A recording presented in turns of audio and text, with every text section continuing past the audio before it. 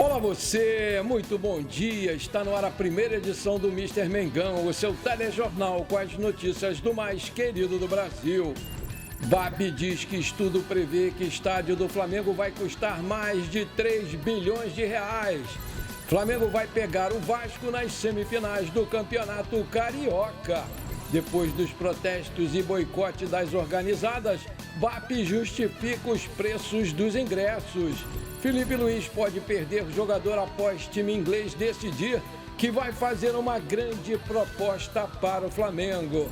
Essas e outras você confere agora. Fica comigo até o final, porque aqui tem muito mais Flamengo para você. Com o fim da 11ª rodada e última do Campeonato Carioca, estão definidos os jogos das semifinais desse torneio. Primeiro colocado, o Flamengo vai enfrentar o Vasco, que foi o quarto colocado.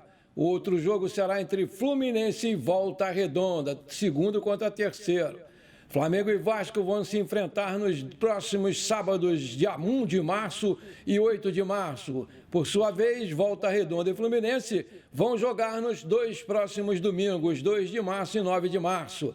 Os horários ainda não foram confirmados. Por terem realizado as melhores campanhas, Flamengo e Volta Redonda terão a vantagem de jogar por 2 resultados iguais nas semifinais. Os jogos serão em 2 jogos, como já foi dito.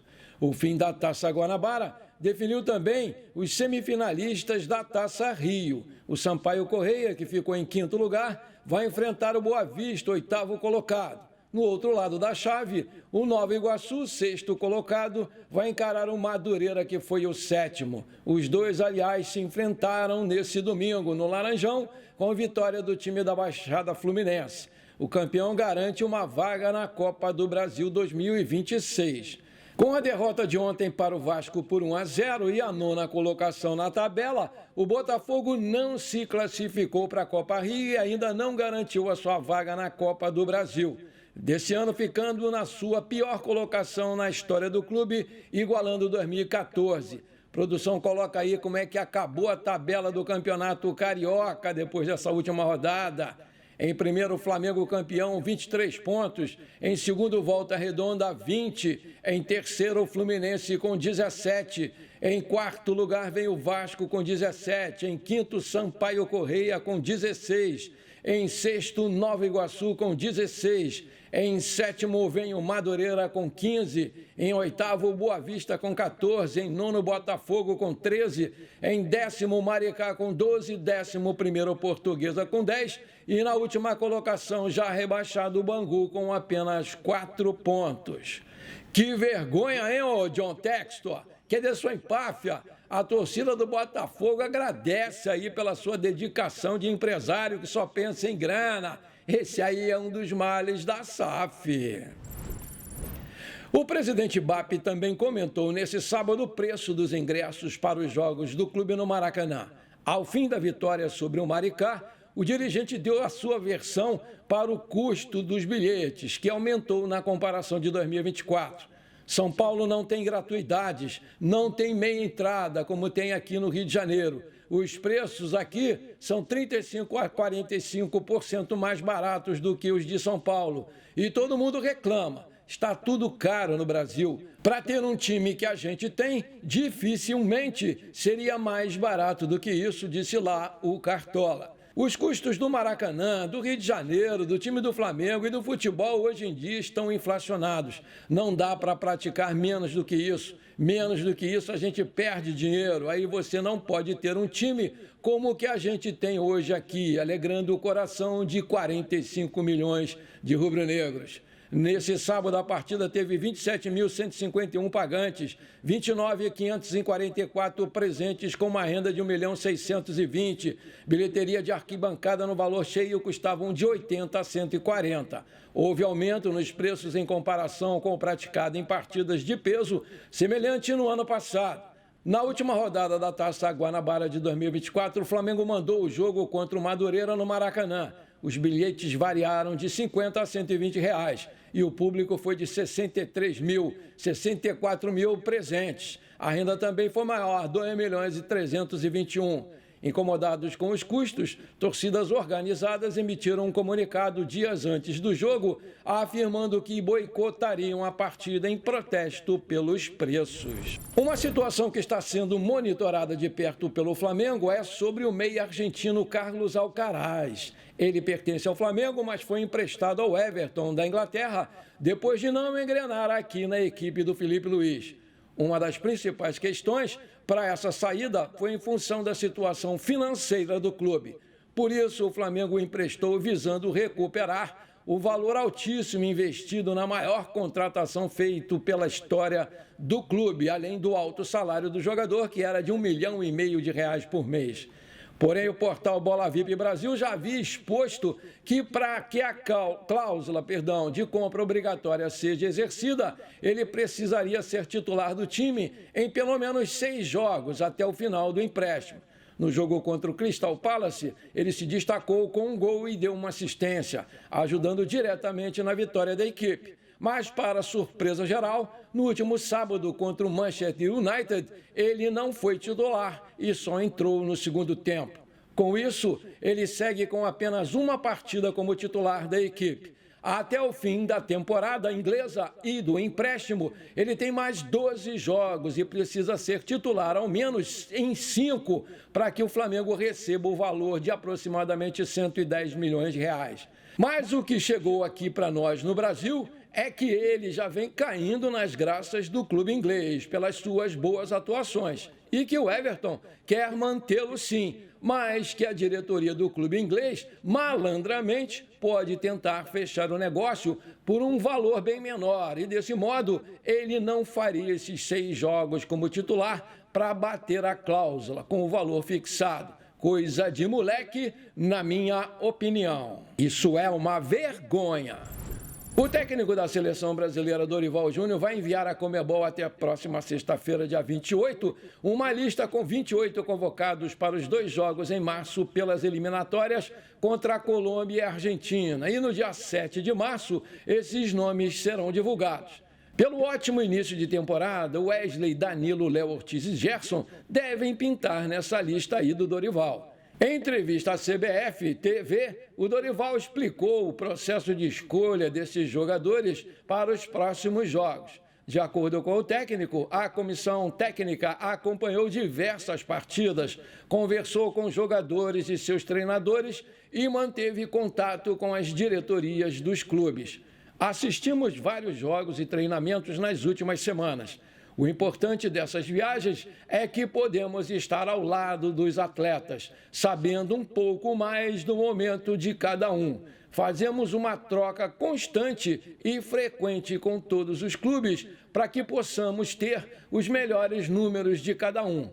O momento, a condição física e a condição médica, detalhou lá o Dorival. Próximos jogos do Brasil e Colômbia no dia 20 de março, às 21h45, horário de Brasília, no Mané Garrincha, em Brasília.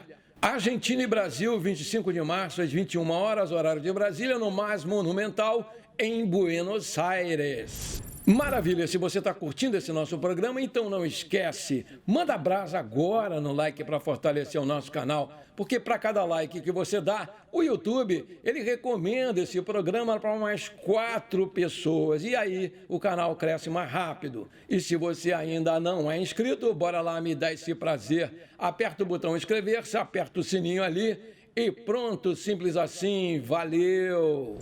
O presidente BAP revelou que o novo estádio do Flamengo deve custar bem mais caro do que era previsto inicialmente pela gestão anterior.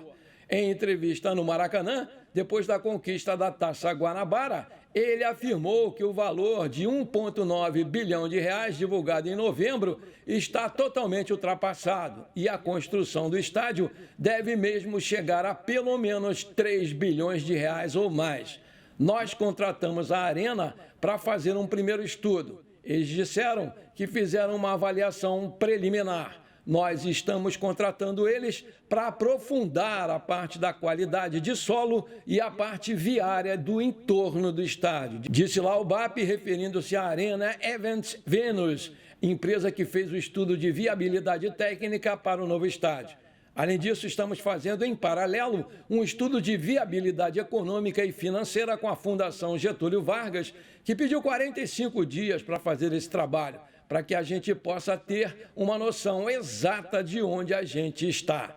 O BAP não deu maiores detalhes sobre os resultados preliminares das análises, mas foi transparente em relação aos custos das obras no terreno do gasômetro, comprado no ano passado. O que eu posso dizer agora é que eu não tenho a menor dúvida de que o número de 1,9 bilhão não é verdadeiro e que esse número a ser confirmado é perto de 3 bilhões ou mais. Então, o que nós vamos fazer agora é esperar que esses estudos sejam completados e, provavelmente, em uns 60 dias, a gente vai ter uma posição mais abalizada para dividir com vocês.